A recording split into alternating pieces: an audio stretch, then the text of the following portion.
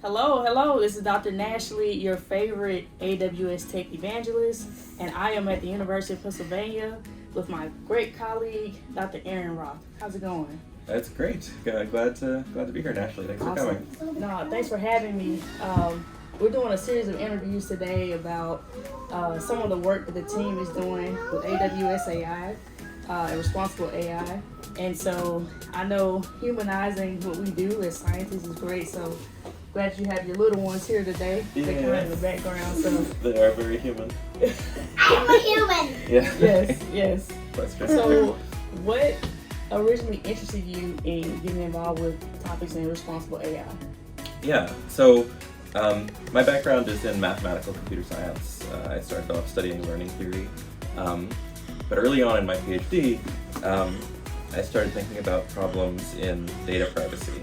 So we were starting as a society to use large sensitive data sets to do analyses, and the question was, could we somehow get the benefits of statistical analyses of large data sets, which are many, while making sure in some formal way that we protected people's privacy. And the toolkit that I sort of liked, theoretical computer science, turned out to be a good match for this problem. And then, maybe 5 or 6 years ago, as it became more apparent that fairness in machine learning was becoming important because we were using machine learning algorithms to make increasingly important decisions, that started to be something that I enjoyed studying as well. Awesome. So it's funny how, and I would say the same about myself. I actually got interested in machine learning through music. I was a musician. I went to grad school at Georgia Tech, and I was working on digital signal processing and all the things you can do with this information in a signal. And fast forward to finding features in that information and being able to train models to recognize those features, and you having that background in math and the theory and being able to bring it together to focus on a problem that isn't really widely researched or discussed, the privacy area. And so I think in particular, because these applications are so widespread, data privacy especially, these are concerns that I'm sure people have. They've seen on the news, they've seen different things happen, even if you just think about social media. And so I'm curious, what are some of the practical applications of the work that you're doing? Yeah, so there's increasingly many practical applications. So for a long time, maybe the first decade we were studying at differential privacy was just some, theoretical curiosity. We wrote papers about it. But starting in around 2016, it started to be, actually a deployed technology. So if you've got an iPhone in your pocket, it is collecting usage statistics with differential privacy and sending it back to the mothership in Cupertino. If you participated in the 2020 U.S. Census, as you were obligated to do, all of the statistics that are being released about that by the U.S. government are protected with differential privacy.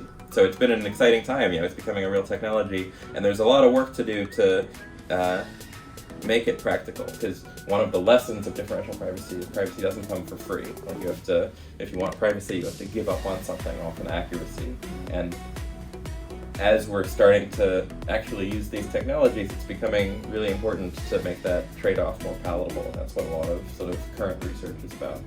Yeah, no, that I think we could have a whole, we probably have a whole lecture on trade-offs, and even in the privacy, the fairness and biases, even probably security, some of the other areas, umbrellas under responsible AI. There are so many trade-offs to consider, and better helping people and developers realize how to make those trade-offs is something that I know you and I both work on our team at AWS. And so just really quick, anything else you want people to know about the privacy or any other areas you're working on or any papers in particular? Maybe I'll mention one thing maybe related to fairness. So one thing I've been interested in the last few years is figuring out when we can trust the predictions made by machine learning algorithms. So, we've got pretty good at machine learning, meaning we're often able to make predictions that are mostly right, but they're sometimes wrong.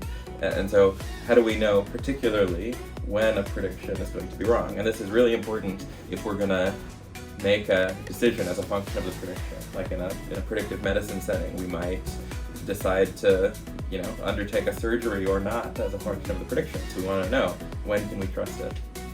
And the problem with standard machine learning algorithms is they just give you sort of average statistics. They say, well, our predictions are right 95% of the time. But what you really want to know are, when is that prediction right for you? Not, how often is it right, on average over everybody? And I think this is an important problem that we're, starting to make progress on. Yeah. I think we can think about that in some ways with confidence scores and confidence thresholds with machine learning models, and just expanding that beyond that, trust factor. Yeah. And the question is, what do those confidence thresholds mean? Like, we want them to mean something, not just as averaged over everybody, but ideally for you. Right. I love it. Awesome. Well, this is awesome work, and we'll definitely post some more information about it. Can't wait to see more papers on it and read more about your research. Thank you all for joining. This is Dr. Nashley. And this is Aaron Roth. We're signing off. Thank you all so much. Take care. All right.